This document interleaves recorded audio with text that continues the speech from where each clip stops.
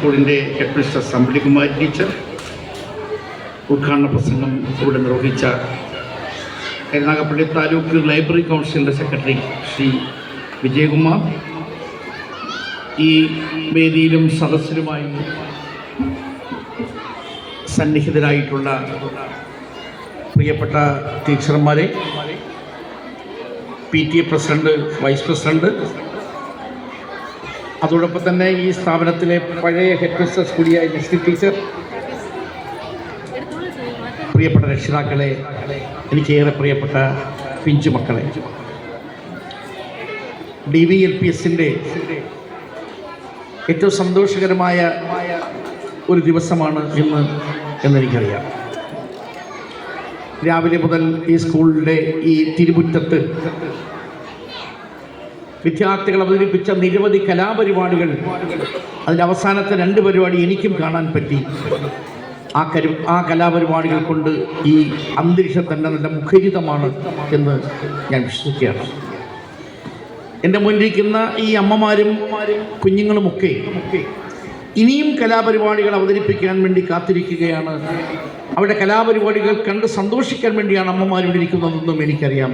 അതോടൊപ്പം തന്നെ ടീച്ചർ ഇപ്പോൾ ഒരുക്കി വെച്ചുകൊണ്ടിരിക്കുന്ന ഈ സമ്മാനങ്ങൾ അത് ഏറ്റുവാങ്ങാനും വേണ്ടി നിങ്ങൾ കാത്തിരിക്കുകയാണ് എന്നെനിക്കറിയാം. ഞങ്ങളുടെ പ്രസംഗത്തിന് യാതൊരു പ്രസക്തിയുമില്ല.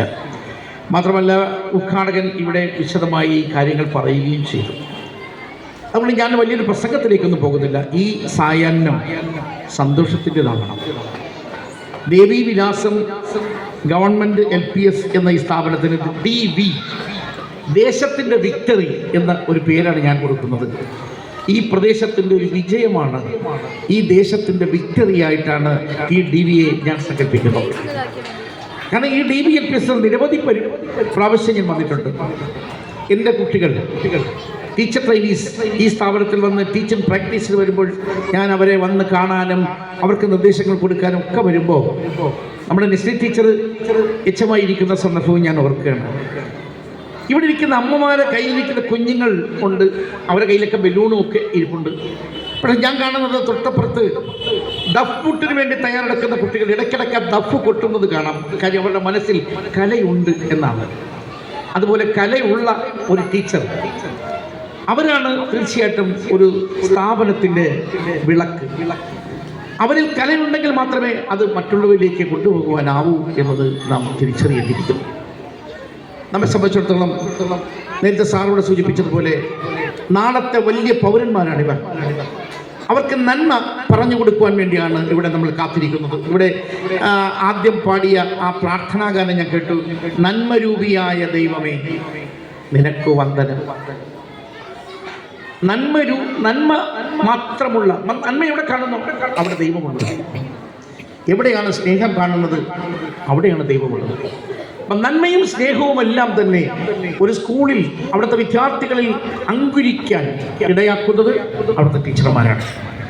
തീർച്ചയായിട്ടും അവർക്ക് ഒരുപാട് നന്മകൾ നേരുവാൻ മാത്രമേ ഈ സന്ദർഭം നമ്മൾ വഹിക്കുള്ളൂ.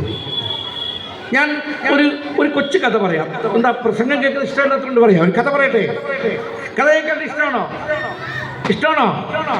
കഥ കേൾക്കാൻ ഇഷ്ടമുണ്ട് കൈ ഉയർത്തിയ കുട്ടികൾ? ഒരുപാട് പേരുണ്ട്. ഒരു കഥ പറയാം. ഒരു ബാബു എന്നൊരു കുട്ടി, അവന്റെ കയ്യിൽ അച്ഛൻ വാങ്ങിക്കൊടുത്ത ഒരു വർണ്ണ പട്ടമുണ്ടായിരുന്നു. ആ പട്ടത്തിന്റെ അരികിൽ കെട്ടിയ ഒരു ചരടുമുണ്ട്. ആ ബാബു ആ പട്ടം ഇങ്ങനെ പറത്തി ഉല്ലസിച്ചു കൊണ്ടിരിക്കുമ്പോൾ പട്ടം കുറേ മുകളിൽ ചെന്നപ്പോഴാണ് ചില പക്ഷികൾ ആ പട്ടത്തിന്റെ സമീപത്തേക്ക് വന്നിട്ട് ചോദിച്ചു, നീ ഏത് രാജ്യത്തു നിന്നാണ് വരുന്നത്, ഏത് ലോകത്തു നിന്നാണ് വരുന്നത്, നിനക്ക് നല്ല മനോഹാരിതയാണല്ലോ, നിനക്ക് നല്ലൊരു വാലുണ്ടല്ലോ എന്നൊക്കെ ചോദിച്ച് ഈ പട്ടത്തിന് ചുറ്റും കൂടിയ പക്ഷികൾ ആ പട്ടത്തോട് ചോദിക്കാൻ തുടങ്ങി. പക്ഷെ ആ പട്ടത്തെ നിയന്ത്രിക്കുന്നത് ബാബുവിന്റെ കയ്യിലുള്ള ചരടാണ്. ആ ചരട് കുറേശ്ശെ വിട്ടുകൊടുക്കുമ്പോഴാണ് ആ പട്ടം മുകളിലോട്ട് പോകുന്നത്. പക്ഷെ പട്ടത്തിന് ദുഃഖം തോന്നി. തൻ്റെ ചുറ്റും പറക്കുന്ന പക്ഷികളെല്ലാം ഉയരത്തിലേക്ക് പറക്കുമ്പോൾ എനിക്ക് പറക്കാൻ പറ്റുന്നില്ലല്ലോ എന്ന് ആ പട്ടം ദുഃഖിച്ചു. പക്ഷികൾ പറന്ന് ഉയരത്തേക്ക് പോകുമ്പോൾ പട്ടത്തിന് പോകാൻ പറ്റാത്ത എന്താ? ബാബുവിൻ്റെ കയ്യിലിരിക്കുന്ന ചരട് വിട്ടുകൊടുക്കാത്തത് കൊണ്ടാണ്. അപ്പോൾ പട്ടം പക്ഷികളോട് പറഞ്ഞു, എനിക്ക് നിങ്ങളെക്കാൾ ഉയരെ പറക്കാൻ ആഗ്രഹമുണ്ട്, അതുകൊണ്ട് എന്നെ ഈ കെട്ടിപ്പിടിച്ചിരിക്കുന്ന ചരടൊന്ന് മുറിച്ചു തരാമോ എന്ന് പട്ടം പക്ഷിയോട് ചോദിച്ചു. പക്ഷികൾ ചേർന്ന് ആ പട്ടത്തിന്റെ ചരടൊന്ന് പൊട്ടിച്ചു കൊടുത്തു. തങ്ങൾ കൂടെ പറക്കുന്ന ആ പട്ടത്തിന് ഉയരെ പറക്കാൻ പറ്റുന്നില്ല. ആ കെട്ടിവെച്ചിരിക്കുന്ന ചരടൊന്ന് മുറിച്ചു കൊടുക്കാൻ. ആ ചരട് മുറിച്ചു കഴിഞ്ഞപ്പോൾ പട്ടം പറന്ന് ലക്ഷ്യമില്ലാതെ പറന്ന് കീറി പറങ്ങി നിലത്ത് വീഴുന്ന കാഴ്ചയാണ് കാണാൻ പറ്റിയത്.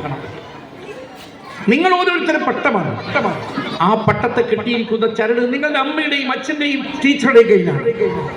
ആ ചരട് പൊട്ടിച്ചെറിഞ്ഞാൽ നിങ്ങൾ പറന്ന് ഒന്നുമല്ലാതായി തീരും എന്ന ഈ കഥ ഞാൻ നിങ്ങളുടെ മുമ്പിൽ പറഞ്ഞു വെക്കുന്നു. ഞാൻ ഒരു കവിത കൂടെ ചൊല്ലാം. കുഞ്ഞുണ്ണി മാഷ് ഇഷ്ടമാണോ?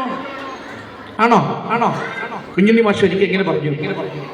ഒന്നൊന്നെങ്ങനെ എഴുതാം. കൂടെ പാടിക്കേ നോക്കട്ടെ. ഒന്നൊന്നെങ്ങനെ എഴുതാം. പാടിക്കേ. ഒന്നൊന്നിങ്ങനെ എഴുതാം. ഒന്നൊന്നിങ്ങനെ എഴുതാം. വളവും വേണ്ട, തിരിവും വേണ്ട, കുത്തനെ ഒരു വര, നെടിയ വര. ഒന്നും എഴുതാൻ പഠിച്ചല്ലുകൾ അല്ലേ? എങ്ങനെയാണ് ഒന്നും എഴുതുന്നത്? ഒന്നൊന്നിങ്ങനെ എഴുതാം. ഒന്നൊന്നിങ്ങനെ എഴുതാം. വളവും വേണ്ട, തിരിവും വേണ്ട, കുത്തനെയൊരു വര, നെടിയ വര. പറഞ്ഞു ഒന്നായാൽ നന്നാവും, നന്നായാൽ ഒന്നാവും. അപ്പൊ നന്നായാൽ നിങ്ങൾ ഒന്നാവും, നിങ്ങൾ ഒന്നായാൽ നന്നാവും. ഈ നാടിന് നല്ലവരായി നിങ്ങൾ വളരണം അല്ലെ? ഈ നാടിന് നല്ലവരായി നിങ്ങൾ വളരണം. അപ്പൊ അമ്മയുടെയും അച്ഛന്റെയും കയ്യിലിരിക്കുന്ന പട്ടമാണ് നിങ്ങൾ. ചരട് പൊട്ടിക്കുമോ? ഇല്ല.